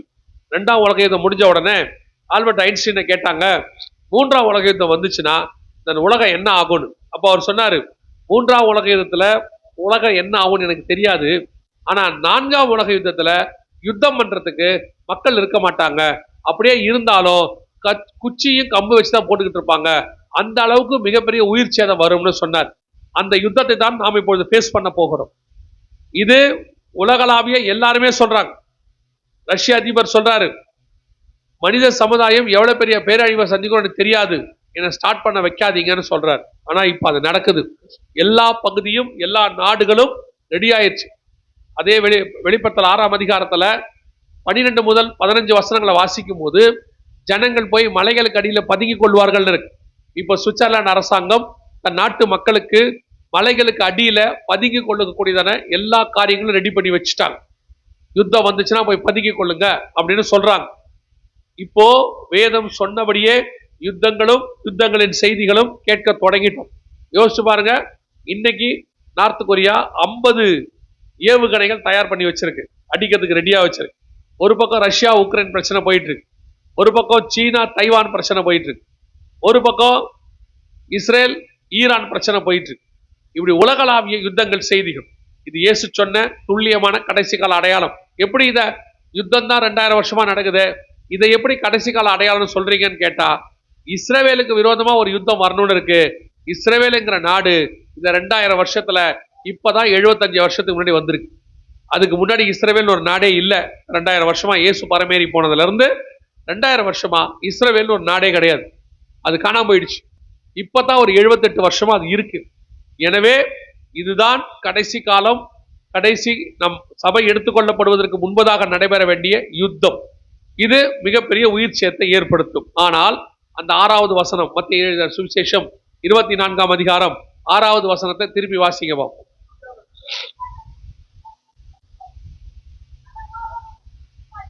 கலங்காதபடி எச்சரிக்கையாயிருங்கள். எப்படி பயப்படாம இருப்பீங்க? இந்த யுத்தங்களின் செய்திகளை கேள்விப்படுவீர்கள், ஆனாலும் கலங்காதபடி, எப்படி நீங்கள் கலங்காதபடி எச்சரிக்கையாய் இருப்பீர்கள்? கலங்கக்கூடாதுன்னு இயேசு சொல்றார். இந்த யுத்தம் அணு ஆயுத யுத்தம்னு சொல்றாங்க. ஹிரோஷிமா நாகசாக்கியில போட்ட குண்டை விட 20,000 மடங்கு சக்தி வாய்ந்த குண்டுகள் இப்ப போட போறாங்க. அன்னைக்கு ஒரு குண்டு 2 குண்டு தான் போட்டாங்க, இன்னைக்கு 16,000 குண்டுகள் இருக்குதான். ஒரு வல்லுநர் சொல்றாரு, இப்ப இருக்கிற அந்த குண்டுகளை வச்சு இந்த பூமியை 400 தடவை எரிக்கலாமா, மொத்தமா 400 தடவை. ஆனால் வேதம் சொல்லுது ஒரு தடவை தான் பூமி எரியும் இதுக்கப்புறம். 2 பேதுரு புத்தகத்தில் ஆண்டவர் சொல்றாரு இல்லையா, 9ஆம் அதிகாரம் 3ஆம் அதிகாரம் 9-10 வசனங்கள்ல சொல்றாருல்ல, அதாவது கர்த்தருடைய நாள் இரவிலே திருடன் வருகிற விதமாய் வரும், அப்பொழுது வானங்கள் மடமடவென்று அகன்று போகும், பூதங்கள் வெந்து உருகி போகும், பூமியும் அதுள்ள கிரியைகளும் எரிந்து அழிந்து போகும், நல்ல கனிகொடாத மரங்கள்லாம் வெட்டுண்டு அக்கினியில் போடப்படும். இயேசு சொன்ன இந்த தீர்க்க தரிசனங்கள் எல்லாம் இப்ப நம்ம கண்களுக்கு முன்பாக நிறைவேறுகிற இடத்துல இருக்கு. அவங்களே சொல்றாங்க, நம்ம சொல்லல, இதெல்லாம் பைபிள்ல சொல்லியிருக்கு. ஆனா உலகம் சொல்லுது மிக மோசமான இடத்துக்கு நம்ம வந்து நிக்கிறோம். நம்ம இந்த வாரம் சனிக்கிழமை நான் ஆரம்பிப்பேன்னு ட்ரம்ப் சொல்றாரு. ஆரம்பிப்பாரா மாட்டாரா தெரியாது, ஆனா சொல்லிக்கிட்டே இருக்காரு ரொம்ப நாளா. திடீர்னு ஒரு நாள் இது நடக்கும், ஏதோ ஒரு இடத்துல இது வந்து ட்ரிகர் ஆகும். நாம் அந்த பின் பாயிண்ட்ல வந்து நின்றுகிட்டு இருக்கிறோம். ஆனா நம்மளை பார்த்து ஆண்டவர் சொல்றாரு, இந்த அணு ஆயுதம்னு சொல்றோமே, இதெல்லாம் பைபிள்ல இருக்கா அப்படின்னா நீங்க அப்புறம் வீட்டுல போய் வாசிச்சு கொள்ளுங்க. எசேக்கியேல் சகரியாவின் புத்தகம் 14ஆம் அதிகாரம் 12வது வசனத்துல ஆண்டவர் சொல்றாரு, அவர்கள் காலூன்றி நிற்கையில் அவர்கள் சதை அழுகி போகும், அவர்கள் கண்கள் குழியிலேயே கெட்டு போகும், அவர்கள் நாவு வாயிலேயே அழுகி போகும். இதெல்லாம் நியூக்ளியர் வாரோடையதான தன்மைகளை பத்தி பேசுறார். எசேக்கியேல் 39ஆம் அதிகாரத்திலையும் நியூக்ளியர் வார் பத்தி ஆண்டவர் சொல்றார். ஆண்டவர் சொல்லி 2500 வருஷம் கழிச்சு எல்லாம் இப்ப நடக்குது நம்ம கண்ணுக்கு முன்னாடி. ஆனால் நாம் தெரிந்து கொள்ள வேண்டிய மிக முக்கியமான விஷயம் என்ன? வேதம் சொல்லுது, கலங்காதபடி எச்சரிக்கையாயிருங்கள். ஏன் பயப்படக்கூடாது? இது எல்லாம் வெளியில் நடக்கிற அடையாளம். நல்லா தெரிஞ்சுக்கொள்ளுங்க, இதெல்லாம் வெளியில் நடக்கிற அடையாளம். இது எதுவும் உங்கள் வீட்டுக்குள் வராதபடி பாதுகாக்க கர்த்தர் வல்லமை உள்ளவராய் இருக்கிறார். எகிப்து முழுக்க வாதை வரும், அது இஸ்ரவேல் இருக்கிற கோசே நாட்டில் மட்டும் வராது. தலைப்பிள்ளை எகிப்தில சங்காரம் ஆகும், ஆனால் ஆட்டுக்குட்டியின் ரத்தம் பூசப்பட்ட வீட்டுக்குள் என்ன வராது? அந்த சங்காரம் வராது. இது ஆண்டவர் நமக்கு பண்ணுகிற வாக்கு தத்தம். இது ஆண்டவர் நமக்கு சொல்றார். யுத்தங்கள் செய்திகள் கேட்பீங்க, அது மிகப்பெரியதான காரியங்கள்ல நடக்கும், ஆனால் நீங்கள் கலங்காதிருங்கள். நமக்கு எல்லாருக்கும் தெரிஞ்ச வசனம் சங்கீதம், நம்ம எல்லாம் சொல்லுவோம், வாதை முன் கூடாரத்தை பொல்லாப்பு. அதுல ஒரு வசனம் சொல்றாரு ஆண்டவர், பகலில் பறக்கும், அதுதான் இனி நீங்க பார்க்க போற ஏவுகணை. பகலில் பறக்கும் அம்பிற்கும், என்னைக்கு எழுதியிருக்கார் பாருங்க, அதுதான் இன்னைக்கு நீங்க பார்க்க போற ஏவுகணை. பகலில் பறக்கும் அம்பிற்கும் இருளில் நடமாடும். அடுத்து கொள்ளை நோயை பத்தி பார்க்க போறோம். அடுத்து வருது உலக சுகாதார மையம் அனௌன்ஸ் பண்ணிருக்கு, அதை பத்தியும் பார்க்க போறோம். நான் மத்தியானத்தில் பாழாக்கும் சங்காரத்திற்கும் நான் பயப்படாது இருப்பேன். வெறும் சங்கீதத்தை வாசிச்சா பத்தாது, பயப்படாம இருக்கணும். நீங்க பயப்படாம இருந்தால்தான் அது உங்க வீட்டுக்குள் வராது. இந்த தடவை ஆண்டவர் உங்களுக்கு வைக்கிற டெஸ்ட் ஒன்னே ஒண்ணுதான். பிசாசு உங்களுக்கு வச்ச டெஸ்ட் ஒண்ணுதான். கொரோனால உங்க எல்லாருக்கும் தெரியும், கொரோனா என்பது ஒரு கிருமி, சின்ன கிருமி, கண்ணுக்கு தெரியாத ஒரு மில்லிமீட்டர் கிருமி. அதை நம்ம கண்ணிலேயே பார்க்கல, ஆனால் கேட்கிறோம். லட்சக்கணக்கில் ஜனங்க சாகுறாங்க, ஆயிரக்கணக்கில் சாகுறாங்க, அங்க பரவுது இங்க பரவுது, நாம கண்ணில் பார்க்கவே இல்லை. அதோட விளைவுகள் மட்டும் பார்க்கிறோம். ஜனங்க சாகுறாங்கன்றத நியூஸ் பார்க்கிறோம். மற்றபடி நம்ம வீட்டில் ஒருத்தருக்கு கொரோனா வருது, அவர் கஷ்டப்படுறத பார்க்கிறோம். மற்றபடி கொரோனாங்கிறத நம்ம கண்ணில் என்ன செய்யல, பார்க்கவே இல்லை. ஆனால் அவங்க பண்ண பெரிய தந்திரமே என்னன்னா, கொரோனாங்கிற கிருமி இப்பவும் இருக்கா இல்லையா? இப்போ உங்களுக்கு பயம் இருக்கா இல்லையா? இல்ல. அதனால உங்களுக்கு வரவும் இல்லை. இப்ப மாஸ்க் போட்டிருக்கீங்களா? இல்ல. ஏன் இப்ப வரல? கொரோனா அழிஞ்சிருச்சா? கொரோனா டோட்டலா அழிஞ்சிருச்சா? இருக்கு. எப்பவுமே சில நேரங்களிலே வேதமும் சொல்லுது அதுதான். நான் பயந்தது எனக்கு. அவங்க என்ன செய்ய வைக்க விரும்புறாங்கன்னா, உங்களை பயப்படுத்த விரும்புறாங்க. நீங்களே அந்த பயத்துல அதை வர வச்சிருவீங்க. ஏன்னா அதான் வசனம். நீங்க பயந்தீங்கன்னா அது என்ன செய்யும்? நடக்கும். சில ஆட்கள்லாம் பாத்தீங்கன்னா பேசும்போதே நெகட்டிவா தான் சொல்லுவான். எங்க உருப்பட போதும்பா, அது உருப்படாது. அப்புறம் அவர் சொல்லுவாரு, நான் அன்னைக்கே சொன்னேன் அது உருப்படாதுன்னு, நீ சொன்னதுனாலதான் அது நடந்துச்சு, நீ அப்படி சொல்லக்கூடாது. ஆண்டவர் சொல்றாரு, உங்க வாயின் நாவுக்கு கீழே தான் என்ன இருக்குது? ஜீவனும் மரணமும் இருக்கு. ரெண்டுமே அங்கதான் இருக்கு. நீங்க ஆண்டவர் திருப்பி திருப்பி சொல்றாரு, பயப்படாதிருங்க. வரும், உலகம் முழுக்க வரும், எப்படி வேணாலும் வரும். நான் உங்களுக்கு இன்னும் ஒரு படி மேல போய் சொல்றேன், நமக்கு அது வராது. அப்படி வந்தாலும் மரணம் தானே வரும். நம்ம தான் மரணத்தை ஜெயமாய் விழுங்கிட்டோமே. மரணம் எல்லாமே சேதப்படுத்தாது. மரணம் வந்துச்சுன்னா அடுத்த நிமிஷம் நம்ம ஆண்டவரை பக்கம் போகிறப்போம். இங்க இருக்கிறத விட அதான் பெட்டர். அப்படிதான் பவுல் சொல்றாரு. இருக்கும்போது தைரியமா இருங்க, வராதுன்னு சொல்லுங்க, அது என்னை அணுகாதுன்னு சொல்லுங்க. வாதைவன் கூடாரத்தை இனி யுத்தங்கள் செய்திகள் நிறைய கேள்விப்படுவீர்கள். இப்ப ஆண்டவர் உங்களுக்கு முன்னெச்சரிக்கையா சொல்றாரு. இந்த செய்தியில எதுக்கு தெரியுமா? ஏதோ கதை சொல்ற மாதிரி சொல்றது இல்ல. இவை எல்லாம் இன்னும் உங்கள் கண்கள் காண நடக்கும். நீங்க ஏதோ உங்க பிள்ளைகள் காலத்துல நடக்கும் நினைச்சுக்காதீங்க. உங்கள் கண்கள் காண நடக்கும். பயங்கரமா நியூஸ் போடுவான், அந்த பட்டணம் எரிகிறது, இந்த பட்டணம் நாசமாச்சு, மொத்தம் போட்டா பாருங்க. கொரோனால உங்களுக்கு கொத்து கொத்தாக சாகுறார்கள். நீங்க அதுலயே நீங்க செத்துட்டீங்க. அந்த நியூஸை கேட்கும் போதே நம்ம ஆளுக்கு பாதி உயிர் போயிருச்சு. யாரையும் வீட்டுக்குள்ளே விடவே இல்லை, பயத்திலேயே அவங்களுக்கு பாதி போயிருச்சு. சில ஆட்கள்லாம் ஒரு நாளைக்கு 100 தடவை கை கழுவுச்சு. டாக்டர் சொல்றாங்க அது ஒரு வியாதியா மாறிடுச்சான். என்னன்னு கேட்டா பயம். தயவு செய்து பயப்படாதிருங்கள். இயேசு தெளிவா சொல்றாரு, இனி நீங்கள் இதை போன்ற செய்திகள், நான் சொல்றேன் இது இல்ல, ஆக்சுவல் செய்தி கேட்பீங்க. எந்த நாட்டு மேல எப்படி குண்டு போட்டாங்க, எத்தனை பேர் அதில் இதானாங்க, ஹிரோஷிமா நாகசாக்கி மாதிரி இனி எல்லா நாட்டிலையும் நடக்கும், அத்தனை நாட்டிலையும் நடக்கும், ஒவ்வொரு நாட்டிலையும் நடக்கும். அந்த நியூஸ் எல்லாம் வரும். பயப்படாதிருங்க, எதுவும் உங்களை அணுகாது. உங்களை என்னையும் பறந்து காக்கிற பட்சியை போல பாதுகாக்கிறவர் ஒருவர் இருக்கிறார். உன்னதமானவருடைய மறைவில் இருக்கிறவன் சர்வ வல்லவருடைய நிழலில் தங்குவார். அல்லேலூயா. நான் பயப்பட மாட்டேன்னு சொல்லணும். நீங்க பயந்தீங்கன்னா அது நடக்கும். கொஞ்சம் பேர்லாம் இருக்கிறாங்க, பிராக்டிக்கலா யோசிக்கிறீங்களோ இல்ல சூப்பர் நேச்சுரலா யோசிக்கிறீங்களோ அது உங்க இஷ்டம். ஆனா ஒண்ணு மட்டும் நிச்சயம், அந்த கண்மலையை நோக்கி பார்த்தவர்கள் வெட்கப்பட்டு போனதே இல்லை. அவர் பாதுகாக்க வல்லமை உள்ளவராய் இருக்கிறார். எரேமியா காலத்துல நேபுகாத் நேச்சார் வந்து முழு எருசலேமையும் பிடிச்சி தேவாலயத்தை தீக்கிரையாக்கி எல்லாம் பண்ணிட்டு போயிட்டான். ஆனால் அந்த ஒரு எரேமியாவை கர்த்தர் பத்திரமாய் பாதுகாக்க வல்லமை உள்ளவராய் இருந்தார். முழு சோதமும் அழிஞ்சாலும் ஒரே ஒரு லோத்துவின் குடும்பத்தை கர்த்தர் பத்திரமாய் பாதுகாக்க வல்லமை உள்ளவராய் இருந்தார். ஏன்னா ஒருத்த மட்டும் அங்கே நீதிமானாக இருந்தார்.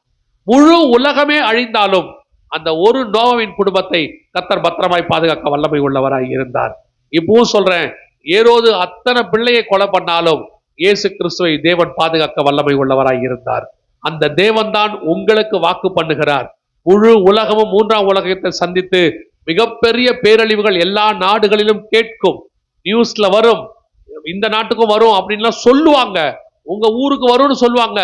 கலங்காதிருங்கள், அவர்கள் என்ன வேணா செய்யட்டும், உங்களையும் என்னையும் பாதுகாக்கிற ஒருவர் இருக்கிறார். அவர் தம்முடைய செட்டைகளின் மறைவிலே நம்மை வைத்திருக்கிறார், கண்ணின் கருவிழியாய் வைத்திருக்கிறார், உள்ளங்கையிலே வரைந்திருக்கிறார், வஸ்திர தொங்கலிலே மூடி இருக்கிறார். அவர் சொல்லுகிறார், உன்னை தொடுகிறவன் என் கண்ணின் கருவிழியை தொடுகிறார். பத்திரமா ஆண்டவர் பாதுகாப்பார், ஒரு குறைவில்லாத படிக்க வைப்பார். தைரியமா இருக்கு. ஆனா ஏன் இது அப்புறம் நீங்க சொல்றீங்க? இது நடக்கும். இப்போ நடக்கும் போது இதை சொல்லாட்டி நீங்க பயந்துருவீங்க. அதுக்காக தான் இப்ப சொல்றோம். அப்போ உங்களுக்கு இது சொல்றதுக்கான நேரம் இருக்காது. சில நேரத்துல உங்களுக்கு தெரியாது. இப்ப நிறைய பேருக்கு ஒரு நம்பிக்கை என்ன தெரியுமா? என்ன நடந்தாலும் பிரச்சனை இல்லைங்க, ஆன்லைன் இருக்கு, சபையே ஆன்லைன்ல நடத்திக்கலான்றாங்க. உங்களுக்கு தெரியுமான்னு தெரியாது. உங்களுக்கு சேட்டலைட்டே வேலை செய்யாத காலம்லாம் வரும். சில சேட்டலைட்டே பாதிக்கப்படும். நீங்க என்ன செய்யணும்னு நடக்கவே தெரியாது. சரி பண்ணிடுவாங்க கொஞ்ச நாள்ல, ஆனால் திடீர்னு அது நடக்கும். அது எல்லாம் இனி வருகிற காலம் நடக்கும். ஏன்னா ஆண்டவர் சொல்றாரு, வானத்தின் சத்துவங்கள் அசைக்கப்படும், நட்சத்திரங்கள் பூமிக்கு மேல் வந்து விழும். அதெல்லாம் இப்ப நடக்கும். ஆண்டவர் சொன்ன 6ஆம் அதிகாரம் வெளிப்படுத்துற விஷயம் சொன்னதெல்லாம் ஒவ்வொன்றாக நடக்க ஆரம்பித்திருக்கு. ஒரே ஒரு ஸ்டார்டிங் பாயிண்ட் தான் பாக்கி. அது ஆரம்பிச்சிச்சு, அடுத்து அடுத்து அடுத்து அடுத்து சம்பவங்கள் வரிசையாய் நடக்கும்.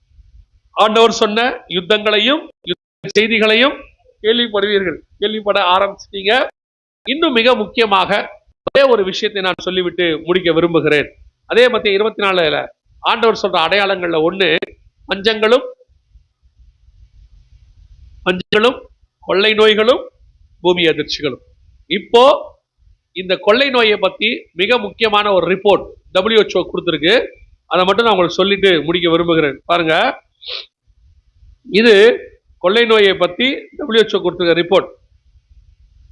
இது கொரோனா இல்ல, கொரோனாக்கு அப்புறம் வந்தது. கொரோனாக்கு அப்புறம் இப்ப என்ன சொல்லியிருக்கிறாங்கன்னா, கொரோனாவை விட பல மடங்கு சக்தி வாய்ந்த இன்னொரு வைரஸ் பூமியை தாக்க போகிறது அப்படின்னு WHO சொல்லியிருக்கிறாங்க. கவனிங்க, இது கொரோனா வர்றதுக்கு முன்னாடி அவங்க சொன்னது.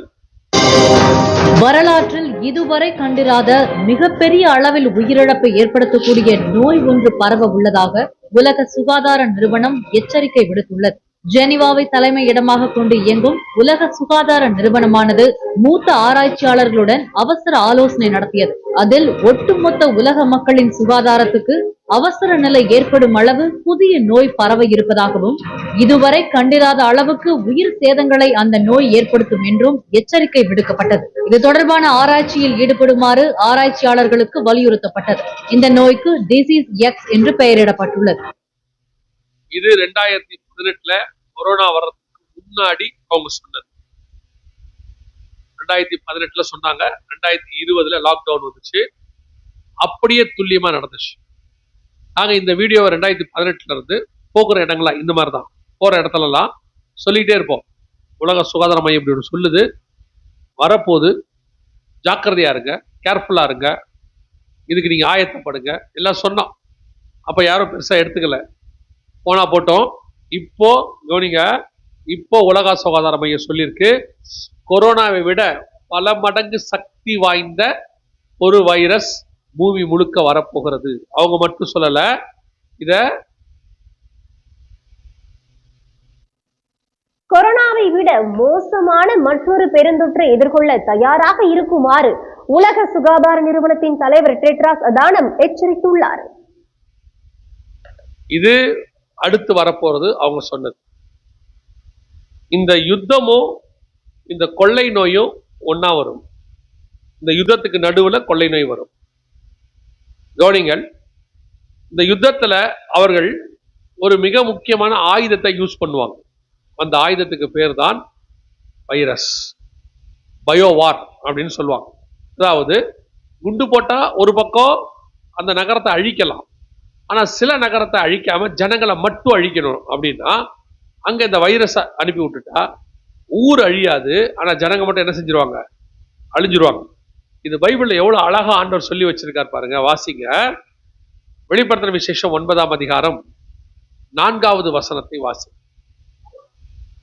பூமியின் புல்லையும் பசுமையான எந்த பூண்டையும் எந்த மரத்தையும் சேதப்படுத்தாமல்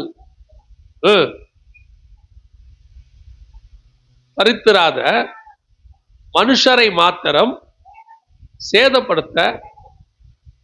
அந்த வசனம் எவ்வளவு அழகா இருக்கு பாருங்க. பூமியின் புல்லையும் பசுமையான எந்த பூண்டையும் எந்த மரத்தையும் சேதப்படுத்தாமல் மனுஷரை மாத்திரம் சேதப்படுத்த. அதற்கு என்ன கொடுக்கப்பட்டது? கொரோனால என்ன நடந்துச்சுன்னு நினைக்கிறீங்க? இதேதான் கொரோனால நடந்துச்சு. கொரோனால பாருங்க, உலகம் முழுக்க ஜனங்கள் செத்து போனாங்க. 180 நாடுகளுக்கு மேல செத்து போனாங்க. அத்தனையிலும் ஜனங்க மட்டும்தான் செத்தாங்க. ஒரு மரமோ செடியோ கொடியோ பாதிக்கப்படல. பொதுவா யுத்தம்னா எதுக்கு நடத்துவாங்கன்னா, அந்த நாட்டில் உள்ள மக்களை சாகடிச்சு அந்த லேண்டை பிடிக்கிறதுக்கு தான் யுத்தம் செய்வாங்க. இந்த கொரோனா ஒரு புது விதமான யுத்தமா இருந்துச்சு. ஜனங்கள்லாம் செத்து போனாங்க. ஆனா எந்த இயற்கையும் பாதிக்கப்படலை, எந்த விதமான காரியங்களும் சேதப்படலை. இது வெளிப்படுத்தல் 9:4 இருக்கு. நல்லா தெரிஞ்சுக்கொள்ளுங்க. வெளிப்படுத்தல் 9:4 இனி நடக்க போன்ற வேண்டியதை பத்தி இருக்கு. அது இன்னும் நடக்கல, இனிமேல் தான் அது நடக்கும்.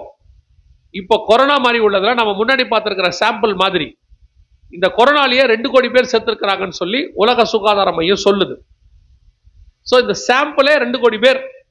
யோசிச்சு பாருங்க. அடுத்து மிகப்பெரியதான இந்த 3ஆம் உலக யுத்தத்தோடு கூட இதுவும் சேரப்போகுது, கொள்ளை நோய். இந்த கொள்ளை நோய் இருக்கிறதுலயே மிக பெருசு. இப்ப நீங்க போட்ட வேக்சின் அதுக்கு யூஸ் ஆகாதுன்னு அவங்க சொல்லிட்டாங்க.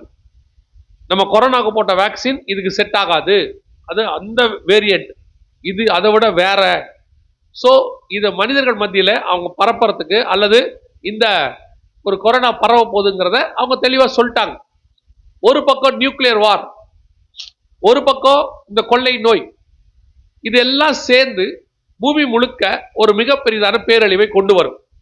இப்போ சொல்றேன், இது உங்களை பயமுறுத்துறதுக்காகவோ இப்படிலாம் நடக்க போகுதுன்னு நாங்கள் தீர்க்க தரிசனம் சொல்றதுக்காகவோ இல்லை. இந்த கூட்டம் எதுக்காகனா, அவங்க என்ன நோக்கத்துக்கு ஏற்பாடு பண்ணாங்கன்றது வேற. அவங்க ஒரு மீட்டிங் நடத்தணும், அது இங்க வரணும் அப்படின்னு ஒரு ஆசை, விருப்பம். அந்த விருப்பத்தை கர்த்தர் ஏற்படுத்தினார்னா, அடுத்து வரப்போற மிக முக்கியமான காரியங்களுக்கு உங்களையும் உங்கள் திருச்சபையும் உங்கள் திருச்சபை மூலமா இங்க இருக்கிற மக்களையும் கர்த்தர் பாதுகாக்க விரும்புகிறார். இது அதற்கான அறிவிப்பு. எப்படி நினிவேக்கு யோனா சொல்லிட்டு போனானோ, எப்படி நோவா உலகம் முழுக்க போய் செய்தி சொன்னாரோ, அதே மாதிரி உங்களுக்கு சொல்லப்படுகிறது. இது உங்களுக்கு கொடுக்கப்படுகிற எச்சரிப்பு. இனி நீங்களும் உங்கள் குடும்பமும் உங்கள் திருச்சபையும் இவைகளுக்கு ஆயத்தப்பட வேண்டும். அவ்வளவுதான். ஆயத்தப்படுறதுனா என்ன செய்யணும் அப்படின்னு கேட்டீங்கன்னா, முதல்ல நம்ம ஏற்கனவே பார்த்த மாதிரி தான் இது எல்லாம் உலகத்தில் நடக்க போகுது. உலகத்தில் நடக்கிற சம்பவங்கள் வரும், டிவியில வரும், எல்லாம் வரும். அத்தனையும் உங்களை பயமுறுத்தும். ஏன்னா உங்களை பயமுறுத்துறதா அவங்களுடைய முதல் ஆயுதமாக இருக்கும். உங்களை அப்படியே கிரஷ் பண்ணுவாங்க. அங்க அப்படி நடக்குது, இங்க இப்படி நடக்கும், அது உண்மை, அதை கொண்டு உங்களுக்கு சொல்லுவாங்க. ஆனா உங்களுக்கு தெரிய வேண்டியது என்னன்னா, எகிப்து முழுக்க 10 வாதை வரும், அது ஒண்ணு கூட என்னை அணுகாது. ஏன்னா நான் விசுவாசிக்கிறவர் இன்னார் என்று நான் அறிந்திருக்கிறேன். அடுத்து வரும், ஆனா எதுவும் உங்களை அணுகாது. முதல்ல நீங்க பயப்படாம இதுக்கு காத்திருக்கணும். இதுல எதுவுமே நடக்காது. இதுல 2 முக்கியமான காரியத்தை நாம் செய்ய போகிறோம். ஒன்று, நாம் ஆயத்தப்பட போகிறோம். இன்னொன்று, ஆயத்தப்படுத்த போகிறோம். ஆயத்தப்படுதல் என்றால் என்ன அப்படின்னு சொல்லி கேட்டீங்கன்னா, ஆயத்தப்படுதல் என்றால் என்ன அப்படின்னா, இந்த வரப்போகிறதான மிக முக்கியமான இந்த சம்பவங்கள், திருப்பியும் சொல்றேன், இதெல்லாம் உலகளாவிய நடக்கும். கொரோனா உலகளாவிய நடந்தது மாதிரி இது உலகளாவிய நடக்கும். அப்படி நடக்கும்போது இவைகளுக்கு நடுவில் வருகை வரலாம், அல்லது இவைகளுக்கு நடுவில் உங்களை கர்த்தர் பத்திரமாய் பாதுகாப்பார். வருகை வந்தா நாம் எடுத்துக்கொள்ளப்பட்டு போவோம். வருகை தாமதிக்குதுன்னா உங்களை கர்த்தர் பத்திரமாய் பாதுகாத்துக் கொள்வார். அதற்கு நீங்கள் செய்ய வேண்டியது மிக முக்கியமானது என்ன? முதலாவதாக இயேசு கிறிஸ்துவின் இரத்தத்தினாலே பாவ மன்னிப்பின் நிச்சயத்தை பெற்றிருக்கணும். கிறிஸ்தவெல்லாம் இதுல பாதுகாக்கப்படுவான்னு ஆண்டவர் சொல்லல. கிறிஸ்தவர்கள் எல்லாம் பாதுகாக்கப்பட மாட்டாங்க. ஓ நாங்கெல்லாம் இத்தனை வருஷம் கிறிஸ்டின்ஸ், அப்ப எங்களை ஆண்டவர் பாதுகாப்பாரா? நல்லா தெரிஞ்சுக்கொள்ளுங்க, அவரை விசுவாசிக்கிறவர்கள் தான் பாதுகாக்கப்படுவார். இவைகளுக்கு நடுவுல கர்த்தர் என்னை பாதுகாப்பான்னு விசுவாசிக்கணும். அதுக்கு நீங்க செய்ய வேண்டிய பிரதானமானது இயேசு கிறிஸ்துவின் ரத்தத்தினால பாவ மன்னிப்புக்கு என்று உங்களை ஒப்பு கொடுக்கணும். நிறைய கிறிஸ்தவர்களுக்கு பாவ மன்னிப்பின் அனுபவமே இல்லை. இவங்க எல்லாம் பிறந்ததுல இருந்தே சர்ச்சில் இருக்கிறாங்க, 2 தலைமுறையா சர்ச்சில் இருக்காங்க, 3 தலைமுறையா சர்ச்சில் இருக்காங்க. அவங்களுக்கு பாவ மன்னிப்பின் அனுபவமே இருக்காது. என்னன்னு கேட்டா சொல்லுவாங்க, நாங்கெல்லாம் ஆரம்பத்துல பிறந்ததுல இருந்தே சர்ச்சில் இருக்கிறோம். சர்ச்சில் இருக்கீங்க, ரட்சிக்கப்பட்டிருக்கீங்களா? உங்கள் பாவம் மன்னிக்கப்பட்ட நிச்சயம் இருக்கா? நீங்க பிறந்ததுல சர்ச்சுக்குள்ள இருக்கிறீங்களே, அப்புறம் ஏன் சர்ச்சில் அடிதடி நடக்குது? அப்புறம் ஏன் சர்ச்சுக்குள்ள குடிகாரம் இருக்கான்? சர்ச்சில் ஏன் சிகரெட் பிடிக்கிறவன் இருக்கான்? சபைக்குள்ள ஏன் வட்டி கூடுறவன் இருக்கான்? சபைக்குள்ள ஏன் விபச்சாரக்காரங்க இருக்காங்க? அப்ப ரட்சிக்கப்பட்டவங்களா இருந்தா ஏன் இதெல்லாம் நடக்குது? அப்படின்னா என்ன அர்த்தம்? ரட்சிக்கப்படாதவர்கள் சபைக்குள்ள இருக்கிறார்கள் கிறிஸ்தவ போர்வையில். அப்போ முதலாவதாக ரட்சிப்பின் அனுபவம் வேணும். திருப்பியும் சொல்றேன், சபை இத்தனை வருஷம் சர்ச்சு, நாங்களாம் அந்த சர்ச்சில் மெம்பர், அதெல்லாம் இல்லைங்க. இதெல்லாம் ரெண்டாவது. பரலோகத்துக்குள்ள எந்த சர்ச்சும் கிடையாது, எந்த டினாமினேஷனும் கிடையாது. பரலோகத்துக்குள்ள நுழையும் போது அவங்க பெந்தகோஸ்தே, அது சிபிஎம், இது டிபிஎம், அது சிஎஸ்ஐ, இது ஆர்சிலாம் கூப்பிட மாட்டாங்க. உள்ள பரலோகத்துக்குள்ள போகும்போது ஒரே ஒரு சாட்சி தான், உண்மையும் உத்தமம் உள்ள ஊழியக்காரனை எஜமானுடைய சந்தோஷத்துக்குள் பிரவேசி. ஒருவேளை நீங்க அப்படி இல்லைன்னா அக்கிரம செய்கைக்காரர் என்னை விட்டு அகன்று போ. 2 சாட்சி தான் இருக்கு. நீங்க அங்க போயிட்டு நான் இந்த சர்ச்சில் மெம்பரு, சந்தா கட்டி இருக்கேன், இந்த பாருங்க ரிசிப்ட்னா சேர்த்துக்க மாட்டாங்க. நீங்க சந்தா கட்டி ரிசிப்ட் கட்டிங்கன்னா கண்டிப்பா ஒரே ஒரு இடத்துல உங்களை சேர்த்துப்பாங்க, கல்றையில சேர்த்துப்பாங்க. பரலோகத்தெல்லாம் சேர்த்துக்க மாட்டாங்க. அந்த ரிசிப்ட் பரலோகத்துக்குலாம் உதவாது. சோ இப்போ ஆண்டவர் உங்களுக்கு கொடுக்கிற வாய்ப்பு, உங்களுடைய இருதயங்களை ஆண்டவருக்கு முன்னாடி தாழ்த்துங்க. ஆண்டவரே என் பாவத்தை மன்னியும் அப்படின்னு ஒப்பு கொடுங்க. அப்படி ஒப்பு கொடுத்தாதான் ரட்சிப்பின் அனுபவம் வரும். அந்த ரட்சிப்பின் அனுபவம் இல்லாமல் பரலோகத்துக்குள் பிரவேசிக்க முடியாது. 2வது, ரட்சிக்கப்பட்ட நான் இந்த வருகையில போகணும், மீட்கப்படணும், பாதுகாக்கப்படணும், என்ன செய்யணும் அப்படின்னு கேட்டீங்கன்னா, 2வது, பிதா குமாரன் பரிசுத்தாவின் நாமத்தினாலே தண்ணீர்ல மூழ்கி ஞானஸ்நானம் எடுக்கணும். தண்ணீர்ல மூழ்கி எடுத்திருக்கணும். ஏன் அப்படின்னு கேட்டீங்கன்னா, ஞானம் வந்த பிறகு எடுக்கிற ஸ்நானம் தான் ஞான ஸ்நானம். ஞானம் எப்போ வரும்? கர்த்தருக்கு பயப்படுதலே ஞானத்தின் ஆரம்பம். எப்போ கர்த்தருக்கு பயப்படுவோம்? தீமை விட்டு விலகுதலே கர்த்தருக்கு பயப்படுகிற. அப்போ ஞானஸ்நானம் எப்போ எடுக்கணும்னா, தீமை விட்டு விலகி கர்த்தருக்கு பயந்து இனி பாவம் செய்ய மாட்டேன் அறிக்கை செய்து பாவத்துக்கு மரித்து நீதிக்கு பிழைத்து அந்த ஞானஸ்நானம் எடுக்கணும். இந்த ஒரு ஞானஸ்நானத்தை தான் பைபிள் சொல்லுது. இதுதான் ஒரே ஞானஸ்நானம். வேற எந்த ஞானஸ்நானமும் பைபிள்ல இல்ல, யாரும் எடுக்கல. கொடிக்கு கீழே எடுத்தாங்க, குழந்தைகள் எடுத்தாங்க, எதுவுமே பைபிள்ல இல்ல. இது ஒரு காலகட்டத்தில் மனிதர்களால் மக்களுக்காக சபையிலே சேர்த்து கொள்ளப்பட்ட சடங்காச்சாரம். அந்த சூழ்நிலையில அவங்க கொண்டு வந்தாங்க. ஆனா வேதம் தெளிவா சொல்லுது, இதோட எதையும் கூட்டவும் கூடாது, எதையும் குறைக்கவும் கூடாது. அதை இவங்க கூட்டிட்டாங்க. சரி, அது நமக்கு வேண்டாம், விட்டுருங்க. ஆனா உங்களுக்கு ஆண்டவர் வாய்ப்பு கொடுக்கிறார். எல்லா காலம் சமீபம், நேரம் நெருங்கிருச்சு. எந்த நேரத்திலும் கர்த்தருடைய வருகை வரும். யுத்தங்களின் செய்திகளையும் கேட்க ஆரம்பிச்சிட்டீங்க. ஒரு பக்கம் கொள்ளை நோய் வர தொடங்கிருச்சு. மிகப்பெரிய பூமி எதிர்ச்சி ஒன்று வரப்போது ஜப்பான் அனௌன்ஸ் பண்ணிருக்கு. 3 லட்சம் பேர் அவங்க ஊர்ல சாவாங்கன்னு சொல்லி அவனே சொல்லியிருக்கான். உலகம் கண்டிராத மிகப்பெரிய பூமி எதிர்ச்சி இப்பதான் ரஷ்யால வந்துச்சு, 8.7. நேத்து ஒரு பெரிய பூமி எதிர்ச்சி சைனால 7.1. ஆண்டவர் சொன்ன பூமி எதிர்ச்சிகளின் காலம் இந்த 10 வருஷத்துல மட்டுமே 1 லட்சம் பூமி எதிர்ச்சி நடந்திருக்குது. 2015 இருந்து 25 மட்டும், 2025 மட்டுமே 3000 பெரிய பூமி எதிர்ச்சி நடந்திருக்கு. இந்த மாதிரி பூமி எதிர்ச்சி எந்த காலத்துல நடக்கலன்றாங்க, இனி நடக்க போகுதுன்னு சொல்றாங்க. அதுவே கர்த்தர் சொன்ன எல்லா அடையாளங்களும் நடக்குது. சோ இனி தள்ளி போடுவதற்கு காலம் இல்லை.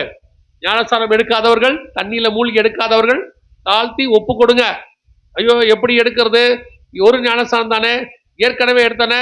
ஏற்கனவே பிதா குமாரன் பரிசுத்த நாமத்தினாலே தண்ணீர்ல மூழ்கி எடுத்திருந்தீங்கன்னா அந்த ஒரு ஞானஸ்நானம் தான் இருக்கான்னு பாருங்க. 3வது ரொம்ப முக்கியமானது, எபேசியர் 4:30 சொல்லுது, மீட்கப்படும் நாளுக்கென்று முத்திரையான பரிசுத்த ஆவியை துக்கப்படுத்தாதிருங்கள். பரிசுத்தாவின் அபிஷேகத்தை பெற்றிருக்க வேண்டும். இவ்வளோ சத்தியமும் வேதத்திலிருந்து சொல்லிக் கொடுக்கிறது ஆவியானவர் தான். ஏன்னா வேத வாக்கியங்கள் எல்லாம் தேவ ஆவியானவராலே அருளப்பட்டிருக்கிறது. ஆவியானவர் சொல்லுகிறதை காது உள்ளவன், சபைக்கு ஆவியானவர் தான் பேசுறார். ஆவியானவர் தான் சபையை கொண்டு போய் பரலோகத்தில் சேர்க்க போறார். ஆவியும் மனவாட்டியும் வாயன்பார்களாக. சத்திய ஆவி அவர் வரும்பொழுது உங்களை சகல சத்தியத்துக்குள்ளும் நடத்துவார். பாவத்தை குறித்தும் நீதியை குறித்தும் நியாயத்தீர்ப்பு குறித்தும் உலகத்தை கண்டித்து உணர்த்துவார். அவர் சுயமாய் பேசாமல் வரும் காரியங்களை குறித்து என்னிடத்திலிருந்து எடுத்து போதிப்பார் அப்படின்னு ஆண்டவர் சொல்லி வச்சிருக்கிறார். சோ பரிசுத்த ஆவியானவர் தான் உங்களை கொண்டு போய் பரலோகத்தில் சேர்க்க முடியும்.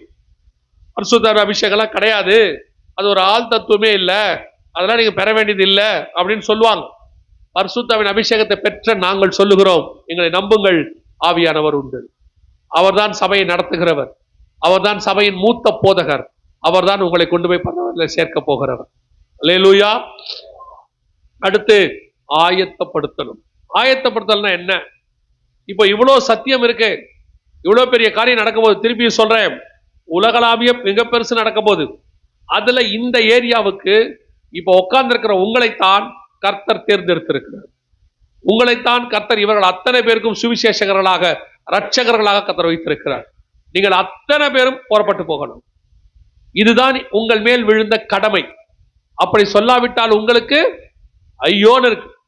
இப்போ இந்த ஜனங்கள், இந்த ஏரியாவில் இருக்கிற, இந்த பக்கத்தில் இருக்கிற உங்களுக்கு தெரிஞ்ச நண்பர்கள், சொந்தக்காரர்கள், கூட படிக்கிறவங்க, வேலை பார்க்கிறவங்க அத்தனை பேருக்கும் இந்த சத்தியத்தை சொல்ல வேண்டிய பொறுப்பு உங்கள் கையில் இருக்கிறது. அந்த ஆத்மா நரகத்துக்கு போச்சுன்னா கர்த்தர் உங்க கையில கண்டிப்பா கணக்கேப்பார். எதுக்காக இந்த சத்தியத்தை உங்களுக்கு சொன்னார்னா, நீங்க மட்டும் பரலோகத்துக்கு வருவதுக்கு அல்ல, உங்க குடும்பம் மட்டும் வருவதுக்கு அல்ல. கர்த்தர் நோவாவை பேழையை உண்டு பண்ண சொன்னார். ஆனா நோவா நீதியை பிரசங்கித்தான்னு வசனம் சொல்லுது. நோவா என்ன செய்யறாரு தெரியுமா? அவர் போனா போதும் நினைக்கல, ஒரு கூட்டம் வரணும்னு நினைக்கிறார். அதே தான் கர்த்தர் உங்களுக்கு சொல்றார். உங்களுடைய சொத்து பரலோகத்தில் இருக்கணும்னா இந்த பூமியிலிருந்து வேற எதுவுமே பரலோகத்துக்கு வராது. ஆனால் நீங்கள் பெரிய சொத்தை பரலோகத்தில் சேர்த்து வைக்க முடியும்.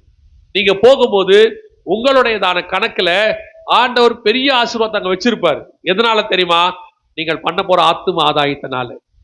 இங்க இருக்கிற தங்கமோ வெள்ளியோ பணமோ ஆஸ்தியோ சம்பாத்தியமோ எதுவும் உங்க கூட வராது. அது உங்களுக்கு நல்லா தெரியும். பெட்டியில வச்சாலும் வராது, வருகையில வந்தாலும் வராது. எல்லாத்தையும் எடுத்துட்டு தான் விடுவாங்க. இது எதுவும் வராது. ஆனால் நீங்கள் சம்பாதித்த ஆத்துமா கண்டிப்பாய் பரலோகத்துக்கு வரும். நீங்கள் விதைச்ச ஒவ்வொன்றுக்கான விதைக்கான பலனை கர்த்தர் கட்டளையிடுவார். அவன் கிரிக்கத்தக்கதான பலன் என்னோடு கூட வருகிறது. நீங்கள்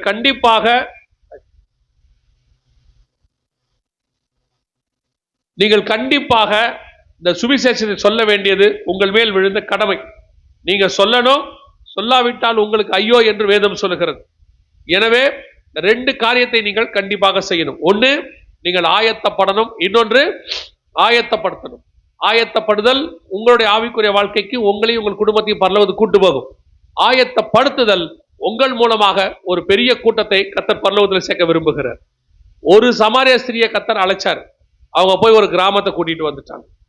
ஒரே ஒரு மரியாதை வர சொல்லி மார்த்தாள்கிட்ட சொல்லி அனுப்பினார். ஒரு பெரிய கூட்டம் அந்த அம்மாவுக்கு பின்னாடி வந்துருச்சு. ஒரே ஒரு பிசாசு பிடிச்சவனை கர்த்தர் சுகமாக்கினார். அந்த கிராமமே ரட்சிக்கப்பட்டுருச்சு. ஒரு அந்திரேயை கூப்பிட்டாரு, ஒரு பேதுரு வந்தாரு. ஒரு பேதுருவின் வழியா 3000 பேர் 5000 பேர் ரட்சிக்கப்பட்டாங்க. அதே மாதிரி உங்கள் மூலமாக கர்த்தர் பெரிய காரியங்களை செய்ய போகிறார். இதிலிருந்து இன்னையிலிருந்து ஏதோ நான் உங்களுக்கு கதை சொல்லிட்டு போறேன்னு நினைக்காதீங்க. உங்களுக்கு திருப்பியும் சொல்றேன், இன்னையிலிருந்து நீங்கள் வேலை செய்யணும். ஆண்டவருக்காக எழுப்பி பிரகாசிக்கணும். உங்களால் இயன்றத ஒவ்வொரு நாளைக்கு ஒரு ஆத்மாவுக்காவது சொல்லணும். குறைஞ்சபட்சம், அதிகபட்சம் எவ்வளவுக்கு சொல்ல முடியுமோ சொல்லுங்க.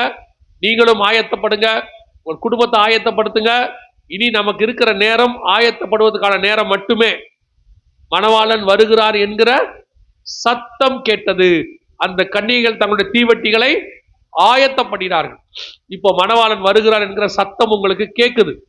நீங்கள் உங்களையும் உங்கள் குடும்பத்தையும் ஆயத்தம் பண்ண வேண்டிய இடத்துக்கு வந்துட்டீங்க. பிசாசு என்ன பண்றானா, இந்த காலத்துல இப்போ உங்களை என்ன பண்றானா, ஆயத்தப்பட்டு போக வேண்டிய காலத்துல உங்களை டைவர்ட் பண்றான். பிள்ளைகளுடைய படிப்புல, எதிர்காலத்துக்கு, சொத்து சேர்க்கிறது, எல்லாத்துக்கும் டைவர்ட் பண்றான். ஆனால் இது அதுக்கான காலம் அல்ல. இது ஆயத்தப்படுவதற்கான காலம். பிள்ளைகள் படிக்கட்டும், நீங்க வேலைக்கு போங்க, சம்பாதிங்க, அதெல்லாம் 2ஆவதா வச்சுக்கோங்க. முதலாவது தேவனுக்கான இடம். இப்ப பிசாசு உங்களை எல்லாத்தையும் தேவனை மறக்க பண்ணிட்டான். ஆண்டவர் மீண்டும் உங்களை நேசிக்கிறார். ஆண்டவர் திருப்பி உங்களை கொண்டு வர விரும்புகிறார்.